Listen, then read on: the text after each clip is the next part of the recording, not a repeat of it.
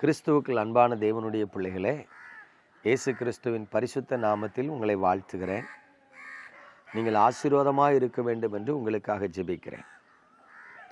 இன்றைக்கும் நம்முடைய தியானத்திற்கு ஆதாரமாக ரோமருக்கு எழுதின நிருபம் 2ஆம் அதிகாரம் 12ஆம் வசனத்தை பாருங்கள்.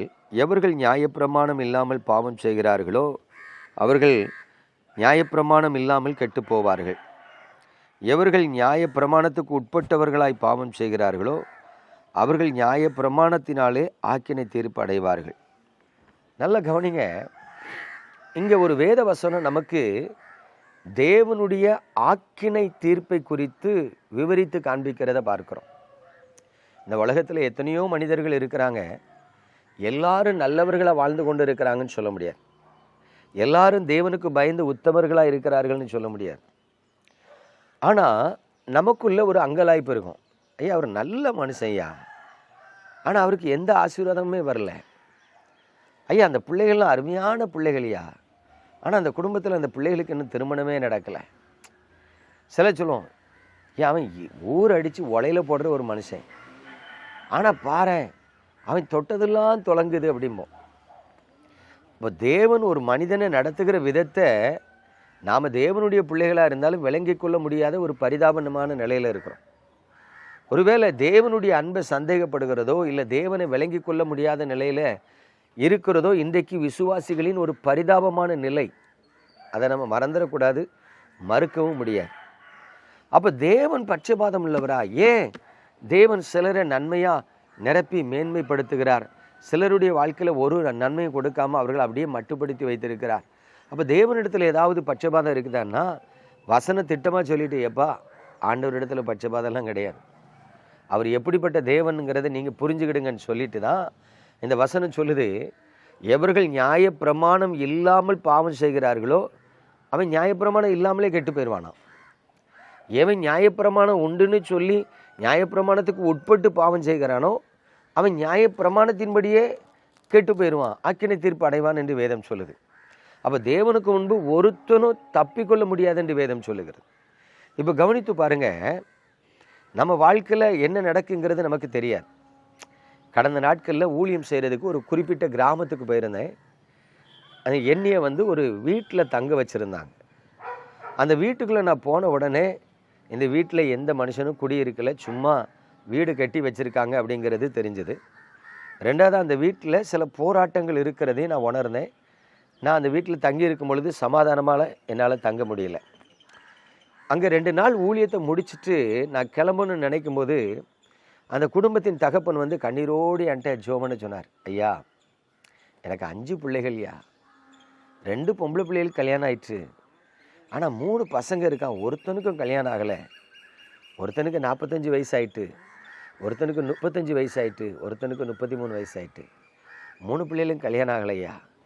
எந்த ஊழியக்காரங்கிட்ட சொன்னாலும் செய்வன கட்டு இருக்குது, சத்துரு போராட்டம் இருக்குதுன்னு சொல்கிறாங்களே ஒழிய ஒன்றும் மாற மாட்டேங்கியா அப்படின்னார். நான் முதல் நாள் அவங்க வீட்டில் தங்கி இருக்கும் பொழுது நினச்சேன், நல்ல நீதிமானாக இருப்பார் போல இருக்குது, பார்க்குறதுக்கு நல்ல ஜெனியூன் பெர்சனாக இருந்தார். அந்த கிராமத்தில் கள்ளங்கபடம் இல்லாத ஆட்கள்னு சொல்லுவோம் தெரியுமா, அவர் அப்படி இருந்தார். வயசு ஒரு 68 வயசுக்கு மேலே இருக்கும். அப்போது நான் அவருக்காக உட்காந்து ஜோம் பண்ணுறேன். ஆனால் மறுநாள் பார்த்திங்கன்னா அவரை குறித்து அந்த கிராமத்தில் இருக்கிற அந்த ஆலயத்தின் நிர்வாக பொறுப்பில் இருக்கிற ஒருத்தர் சொல்கிறாரு, நீதிமான போல் அவன் காணப்படுறான் தெரியுமா, கல்லப்பைய நம்மகிட்ட நல்லா பேசிக்கிட்டே பின்னாடி போய் கம்பு வெட்டிட்டு வந்துடுவான், நம்ம நல்லா இருக்கிறது பிடிக்காது அப்படின்னாங்க. அது மட்டும் இல்லை, ஒரு சில குடும்பத்தில் தூர ஊரில் இருந்து பொண்ணு கேட்டு வருவாங்களா, இல்லை மாப்பிள்ளை கேட்டு வருவாங்களா, இவர் எதையாவது சொல்லி குழப்பி விட்டுருவாங்க, ஐயோ அந்த வீட்டில் பொண்ணு எடுக்காதீங்க, அந்த பிள்ளைகள் சரி கிடையாது, அப்படி குழப்பி விடுற வேலையும் செஞ்சார். இப்போ யோசித்து பாருங்கள், நான் முதல்ல அவரை நல்ல மனுஷன், வெகுளியான மனுஷன், அன்பான மனுஷன், கிராமத்து மனுஷன் நினச்சா அவர் வாழ்க்கையில் ஆசீர்வாதம் எல்லாம் உட்காந்துட்டு இருக்கிறாரு. ஆனால் மறுநாள் அவரை குறித்து நான் கேள்விப்படுற காரியங்கள் எல்லாம் அந்த மனுஷனுடைய துர்க்குணம், அடுத்தவன் குடும்பத்தை கெடுக்கிற வேலையை பார்க்குறாரு. இப்போ பார்த்தா அவர் குடும்பத்தில் என்ன பண்ணிகிட்ருக்கு, ஆசீர்வாதம் இல்லாமல் கெட்டு போயிருக்கிறார். அப்போ பிரியமான தேவனுடைய பிள்ளைகளே, நீங்கள் தெளிவாக ஒரு காரியத்தை அறிஞ்சுக்கிடணும். தேவன் நீதிபரர், அவர் அநியாயம் செய்யவே மாட்டார். அப்போ கர்த்தர் மிக தெளிவாக ஒரு காரியத்தை சொல்கிறாரு, நீ நியாயப்பிரமாணத்துக்கு உட்பட்டு பாவம் செஞ்சின்னா நியாயப்பிரமாணத்தின்படி கெட்டு போயிடுவா. நியாயப்பிரமாணம் இல்லாமல் பாவம் செஞ்சின்னா நியாயப்பிரமாணம் இல்லாமலே கெட்டு போயிடுவா. தேவனிடத்தில் பட்சபாதம் இல்லை. இந்த செய்தியை கேட்கிற தேவனுடைய பிள்ளைகளே, தயவு செய்து உங்களை காத்து கொள்ளுங்க.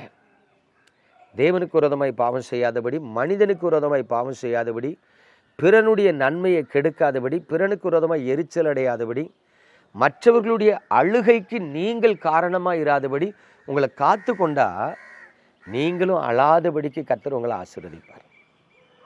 அதனால் நம்ம மட்டும் யோக்கிய மற்றவெல்லாம் அயோக்கியங்கிற நினைப்பு இருந்தால் அதை உங்களை விட்டு எடுத்து போட்டுட்டு கர்த்தருக்கு பயந்து உண்மையாக வாழுங்க.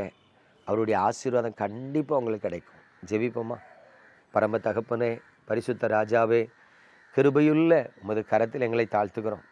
நாங்கள் பலவீனமான மனிதர்கள். வாயின் வார்த்தையில் தவறுகிறோம், கண்களின் பார்வையில் தவறுகிறோம், இருதயத்தின் சிந்தையில் தவறுகிறோம், எத்தனையோ காரியங்களில் நாங்கள் தவறுகிறோம் ஆண்டவரே. ஆனாலும் உங்கள் முகத்தை எங்கள் மீது பிரகாசிக்க பண்ணுங்கப்பா. உங்கள் அன்பை எங்களுக்கு விளங்க பண்ணுங்கப்பா. நாங்கள் கெட்டு போகக்கூடாது ஆண்டவரே. நாங்கள் கெட்டு போகாதபடிக்கு வாழ்ந்திருக்க நீங்கள் கிருபைத்தான். இந்த செய்தியை கேட்கிற உங்கள் பிள்ளைகளை ஆசீர்வதிக்கிறேன். ஆமென். ஸ்தோத்திரம். சுகந்தராஜா, கர்த்தருனை நேசிக்கிறார். அவரை நீ தேடி ஓடி வருவாய் என்று சொன்னால் அவருனை தன் சொந்த மகனைப் போல ஏற்றுக்கொண்டு உன்னை நடத்துவார். ஆண்டவரே, நீர் உமது பிள்ளைகளை நன்மையால் நிரப்பி கிருபையால் முடிசூட்ட வேண்டுமாய் இயேசு கிறிஸ்துவின் நாமத்தில் ஜெபிக்கிறேன் நல்ல பிதாவே. ஆமென்.